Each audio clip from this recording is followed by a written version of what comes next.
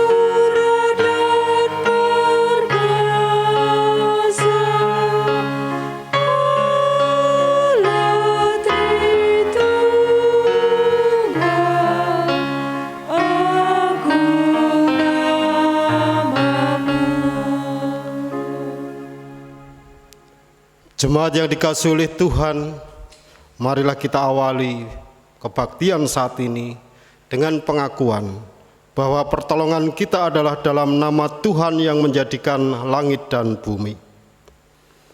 Kasih karunia dan damai sejahtera dari Allah Bapa dan Tuhan kita Yesus Kristus menyertai saudara-saudara. Amin. Jemaat kami persilahkan untuk duduk. Tuhan mencipta manusia sebagai makhluk yang istimewa.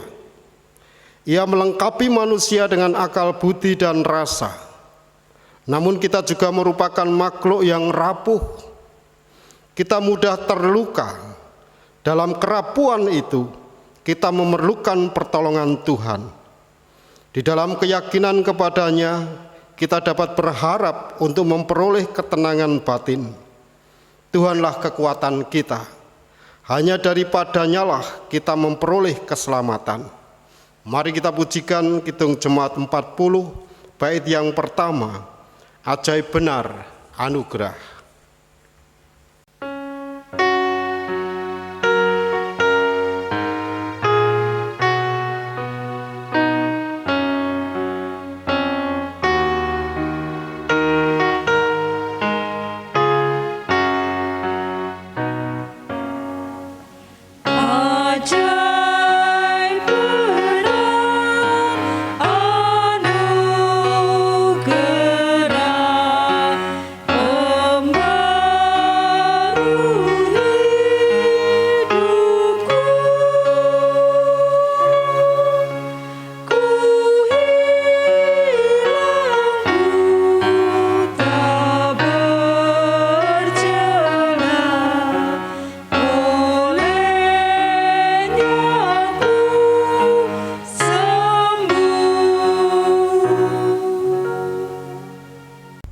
Jemaat yang dikasihi oleh Tuhan, Tuhan adalah kepala keluarga kita. Ia memerintah atas keluarga-keluarga kita. Kita mengalami banyak dinamika dalam relasi di antara anggota keluarga. Ada kalanya tanpa kita sadari, kita saling melukai. Untuk itulah sesungguhnya kita memerlukan pertolongan Tuhan, Sang Penyembuh luka. Ia memberikan kepada kita perintah agar bertindak di dalam hikmat kasih Tuhan. Demikianlah perintah Tuhan dalam Amsal 3 ayat 3 dan 4. Janganlah kiranya kasih dan setia meninggalkan engkau. Kalungkanlah itu pada lehermu, tuliskanlah itu pada loh hatimu. Maka engkau akan mendapat kasih dan penghargaan dalam pandangan Allah serta manusia. Mari kita satukan hati dalam doa penyesalan. Bapa di surga, dalam ibadah ini Tuhan, kami menghadap kehadirat-Mu, mohon pengampunan dosa atas perilaku kami, tutur kata kami, sikap kami, secara khusus terhadap anggota keluarga kami istri kami, suami kami, anak-anak kami, orang tua kami, saudara-saudara kami. Tolong kami Tuhan untuk memperbaiki hidup dan kehidupan kami. Di dalam nama Tuhan Yesus Kristus, Sang Penyembuh, kami berdoa. Amin.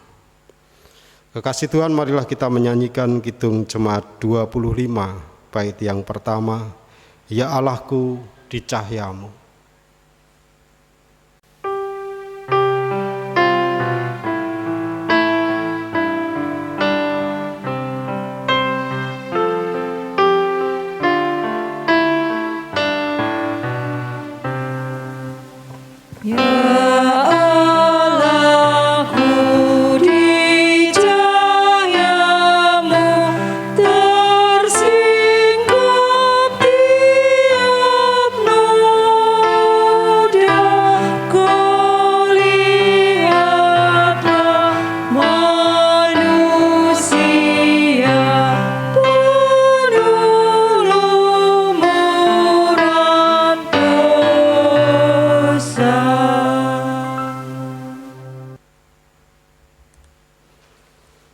Jemaat kami undang untuk bangkit berdiri. Amsal 20 ayat 7. Orang benar yang bersih kelakuannya, berbahagia keturunannya. Kita hitungkan. Hitung jemaat 318 bait yang pertama. Berbahagia tiap rumah tangga.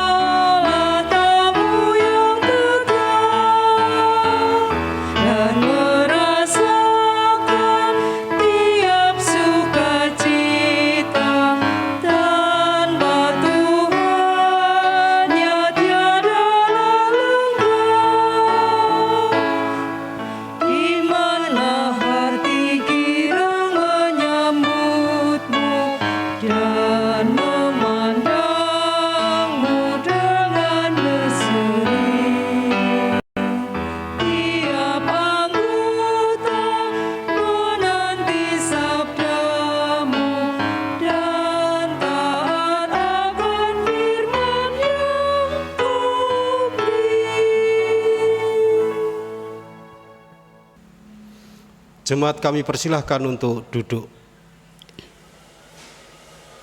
Kekasih Tuhan, kita hendak bersama-sama menerima firman Tuhan. Sebelumnya marilah kita mohon pertolongan Tuhan. Di dalam kita akan menerima firman Tuhan.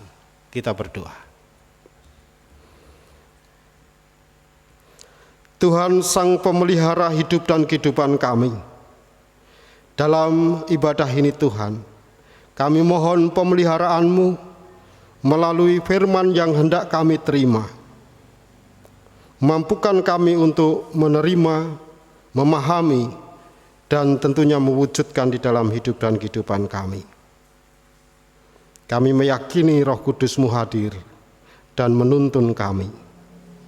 Di dalam nama Tuhan Yesus Kristus kami berdoa.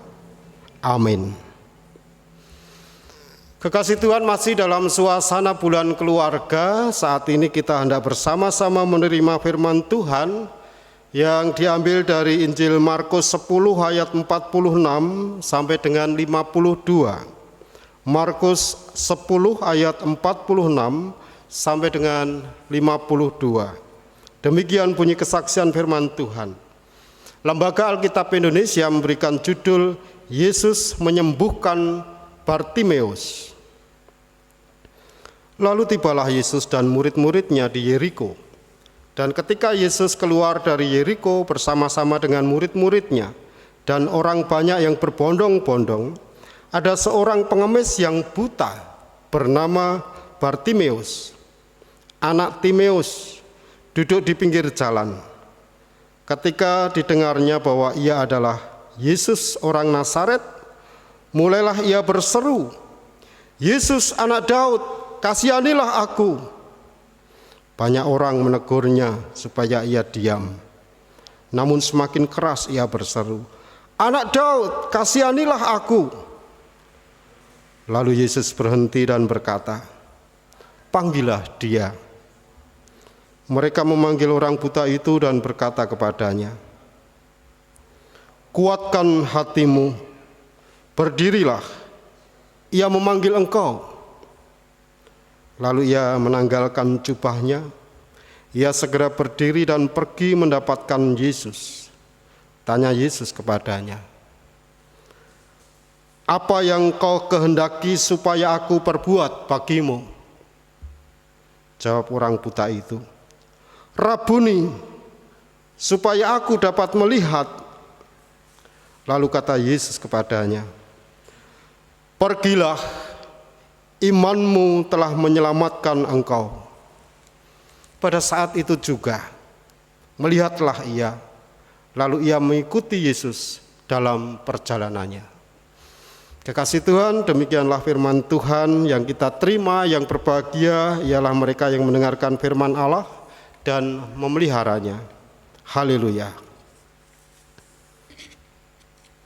Aku pasti sembuh. Judul khotbah saat ini, Aku pasti sembuh. Kekasih Tuhan, diagnosa yang tepat sangat berdampak pada proses penyembuhan suatu penyakit yang diderita oleh seseorang. Jadi ketika seseorang itu berobat, memeriksakan diri, apa yang ditanyakan oleh dokter perlu diungkapkan, disampaikan apa yang sebenarnya dirasakan, gejala-gejala sakit yang dirasakan, dan itu perlu kejujuran. Sebagai pasien harus berani jujur terhadap apa yang dialaminya yang membuat dia sakit. Kekasih Tuhan, itu sakit fisik yang dirasakan oleh seseorang. Dan sebenarnya juga demikian ketika kita bersama-sama membahas soal sakit hati, luka batin. Tentu kita perlu melihat diri kita, perlu kejujuran. Karena kalau luka itu tersimpan dalam diri kita, dapat menjadi racun, dan kita kesulitan hidup tenang. Walaupun nampaknya seperti damai, tidak ada masalah, tapi sebenarnya hidup kita tidak tenang. Karena ada luka yang tersimpan, dan itu bisa menjadi racun. Bagaimana supaya kita ini bisa sembuh? Supaya kita bisa mengungkapkan bahwa aku pasti sembuh. Kita belajar dari Bartimeus. Kekasih Tuhan, kalau kita melihat bacaan kita tadi, Bartimeus itu seorang pengemis dan dia buta. Tetapi dia memiliki keyakinan bahwa Tuhan Yesus itu Mesias. Buktinya, orang banyak menyebut Tuhan Yesus itu Yesus dari Nazaret. Tetapi Bartimeus menyebut Yesus anak Daud. Ini ada artinya. Kalau Bartimeus menyebut Yesus anak Daud, berarti mengakui bahwa Tuhan Yesus adalah Mesias. Karena merujuk pada Mesias yang akan datang itu keturunan Daud. Jadi ada keyakinan besar bahwa Yesus itu adalah anak Daud, Mesias. Ia berharap mendapatkan rahmat Allah, ia percaya kepada Tuhan Yesus. Ini kekuatan mata rohani yang mungkin mengalahkan orang-orang banyak yang matanya bisa melihat. Tetapi mata rohaninya tidak sepeka Bartimeus. Usaha Bartimeus supaya dia sembuh tidak begitu saja lancar. Paling tidak ada dua hambatan. Hambatan yang pertama kondisi fisiknya. Ada kerumunan orang banyak dan dia sendiri pengemis dan buta, tentu tidak mudah untuk mendekat Yesus. Kondisi fisik menghambat dia. Kemudian yang kedua, hambatan yang kedua terkait dengan kondisi fisiknya, dia berteriak menyebut Tuhan Yesus. Dia berseru kepada Tuhan Yesus. Seruan dia, teriakan dia itu mengganggu orang banyak. Sehingga di dalam ayat 48 banyak orang menegur supaya dia diam. Disuruh diam. Kekasih Tuhan, yang menarik di sini banyak orang meminta supaya Bartimeus diam. Bahkan memarahi Bartimeus. Tapi justru Tuhan Yesus mendekat. Jadi Tuhan Yesus mencari Bartimeus. Siapa yang berseru? Tuhan Yesus mencari orang yang mau disembuhkan. Dan Tuhan Yesus bisa mengungkapkan melalui firman-Nya, kuatkan hatimu, berdirilah, ia memanggil engkau. Melalui utusan Tuhan Yesus memanggil supaya mendekat pada Tuhan Yesus. Utusan Tuhan Yesus menolong Bartimeus dan menuntunnya bertemu dengan Yesus. Kekasih Tuhan, Bartimeus memiliki keterbatasan. Ia menanggalkan jubahnya itu sebagai tanda ia menghadap kehadirat Tuhan dengan kesungguhan untuk mendapatkan kesembuhan. Dan sikap Bartimeus yang walaupun buta dengan kerapuhannya tapi punya semangat dan keyakinan ini memesona Yesus. Kemudian ia bertanya, apa yang kau kehendaki supaya aku perbuat bagimu? Bartimeus memohon supaya ia bisa melihat. Kekasih Tuhan, tindakan Bartimeus menunjukkan keteguhan hati dalam usaha memperoleh kesembuhan. Ini menjadi gambaran kita, menjadi contoh kita bagaimana kehidupan kita, khususnya keluarga kita. Yang pertama tentunya apakah kita sadar sebenarnya kadangkala kita tidak merasa bahwa kita ini punya luka, punya sakit di dalam hidup kita. Luka terhadap pasangan hidup kita, luka terhadap anak kita, luka terhadap orang tua kita, ada sakit hati di dalam kehidupan kita. Kekasih Tuhan, seorang filsuf bernama Sokrates mengatakan, hidup yang tidak ditelaah atau direfleksikan tidak layak untuk dijalani. Hidup yang tidak ditelaah atau direfleksikan tidak layak untuk dijalani. Ini terkesan berlebihan yang disampaikan Sokrates. Namun itu kebenaran. Kita perlu menelaah, merefleksikan bagaimana hidupku. Posisiku sebagai orang tua, posisiku sebagai suami, posisiku sebagai istri, posisiku sebagai anak. Apakah sudah pas? Apakah ketika aku melangkah, aku melukai orang lain? Apakah ada luka di hatiku yang dilakukan oleh orang lain? Ini perlu ditelaah. Kita perlu merefleksikan diri supaya kita mampu merasakan kesembuhan dari Allah. Dalam bulan keluarga ini kita belajar bersama. Kata kuncinya pulih dan bagaimana kita mampu jujur, berani melihat hidup dan kehidupan kita. Melihat masa lalu atau perlakuan buruk dari orang lain pada masa kini, atau perasaan tidak dianggap atau kurang perhatian dari orang-orang terdekat dan sebagainya. Mengakui ini semua akan memudahkan kita memperoleh kesembuhan. Jangan disimpan. Kalau disimpan itu seperti nanah, akan perih, dan itu racun dalam hidup dan kehidupan kita. Tema kita, aku pasti sembuh. Mari kita rasakan dalam hidup dan kehidupan kita. Tentu dengan langkah kita berani terbuka terhadap luka batin dalam hidup kita, dan kita belajar dari Bartimeus. Kita menghadap Tuhan, kita mohon pertolongan Tuhan dengan kesungguhan, karena dengan kesungguhan tentu kita mau berubah supaya kita merasakan damai sejahtera yang sejati. Aku pasti sembuh.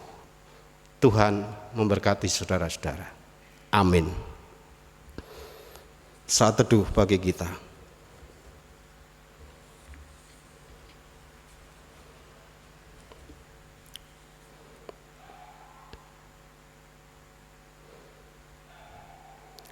Saat teduh cukup, marilah kita bersama-sama berdoa. Bapa Surgawi, kami menghadap kehadirat-Mu di dalam doa. Ucap syukur kami naikkan karena Engkau sungguh mengasihi kami, mengasihi keluarga kami, terkhusus di bulan ini. Dalam kegiatan bulan keluarga, banyak hal yang mengingatkan pada kami akan kedamaian keluarga kami, baik keluarga kami masing-masing atau keluarga besar Jemaat GKJ Pedan. Tuhan, firman-Mu saat ini membuat kami termotivasi merefleksikan diri kami, hidup kami, menelaah apakah sungguh kami sehat. Kalaupun ada luka, kami pasti sembuh ketika kami belajar dari Bartimeus.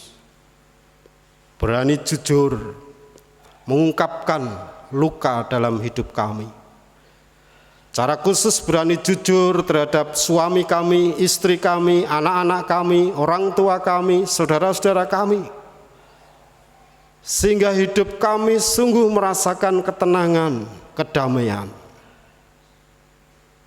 Demikian pula keluarga Jemaat GKJ Pedan. Kami sebagai keluarga besar mampukan kami mengingati diri kami. Apakah kami memiliki luka? Di satu sisi apakah kami membuat luka orang lain? Tuhan, mampukan kami berani jujur, supaya kami mampu mendapatkan kesembuhan, dan kegiatan bulan keluarga tidak hanya begitu saja berlalu, tidak ada kesan, tetapi sungguh mengubah keluarga kami menjadi keluarga yang semakin dekat dengan Tuhan, keluarga yang sungguh-sungguh merasakan kedamaian. Tuhan, kelanjutan hidup dan kehidupan kami serahkan sepenuhnya dalam kuasa-Mu. Tolong kami Tuhan, setiap rencana yang ada di keluarga kami, di jemaat-Mu, supaya perjalanan hidup kami seturut dengan kehendak Tuhan. Ampuni Tuhan segenap dosa dan kesalahan kami. Lengkapi dan sempurnakan doa kami ini. Di dalam nama Tuhan Yesus Kristus kami berdoa. Amin. Jemaat kami undang untuk bangkit berdiri kita hendak bersama-sama mengungkapkan iman percaya kita dengan pengakuan iman rasuli. Aku percaya pada Allah Bapa yang Maha Kuasa, Kali langit dan bumi, dan kepada Yesus Kristus, anaknya yang tunggal Tuhan kita, yang dikandung daripada Roh Kudus, lahir dari anak darah Maria, yang menderita di bawah pemerintahan Pontius Pilatus, disalibkan, mati dan dikuburkan, turun ke dalam kerajaan maut. Pada hari yang ketiga bangkit pula dari antara orang mati, naik ke surga, duduk di sebelah kanan Allah Bapa yang Maha Kuasa, dan akan datang dari sana untuk menghakimi orang yang hidup dan yang mati. Aku percaya pada Roh Kudus, gereja yang kudus dan am, persekutuan orang kudus, pengampunan dosa, kebangkitan daging, dan hidup yang kekal. Jemaat, kami persilahkan duduk kembali.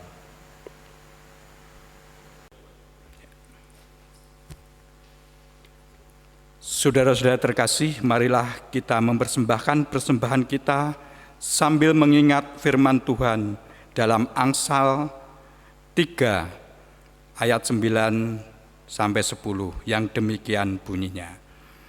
Muliakanlah Tuhan dengan hartamu dan dengan hasil pertama dari segala penghasilanmu.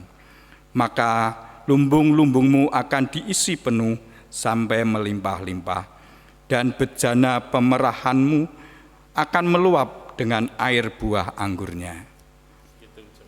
Untuk mengumpulkan persembahan, kita akan iringi dengan memuji nama Tuhan dari Kidung Jemaat 403, bait yang pertama, hujan berkat kan tercurah.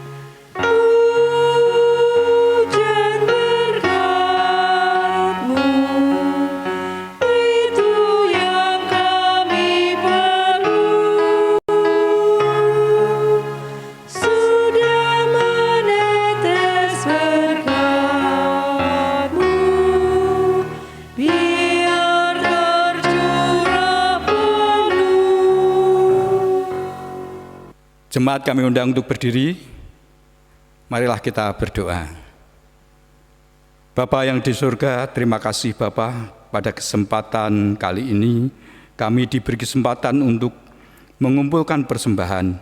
Biarlah persembahan ini bisa untuk kelangsungan kerajaan-Mu di surga dan untuk kelangsungan tempat ibadah-Mu ini Tuhan. Tuhan, terima kasih Tuhan, kiranya Tuhan berkati saudara-saudara kami yang saat ini mengelola persembahan ini, berilah mereka kebijaksanaan. Terima kasih Tuhan, kami juga akan berdoa seperti yang Engkau ajarkan, yaitu doa Bapa kami. Bapa kami yang di surga, dikuduskanlah nama-Mu, datanglah kerajaan-Mu, jadilah kehendak-Mu di bumi seperti di surga. Berikanlah kami pada hari ini makanan kami yang secukupnya, dan ampunilah kami akan kesalahan kami, seperti kami juga mengampuni orang yang bersalah kepada kami. Dan janganlah membawa kami ke dalam percobaan, tetapi lepaskanlah kami daripada yang jahat. Karena Engkaulah yang mempunyai kerajaan dan kuasa dan kemuliaan sampai selama-lamanya. Amin.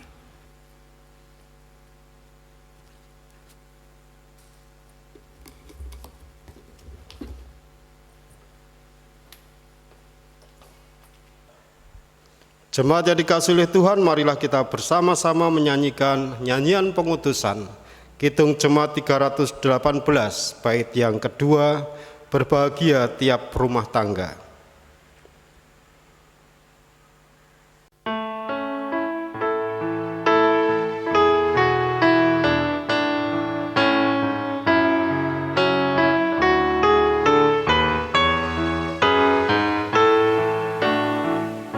Berbahagia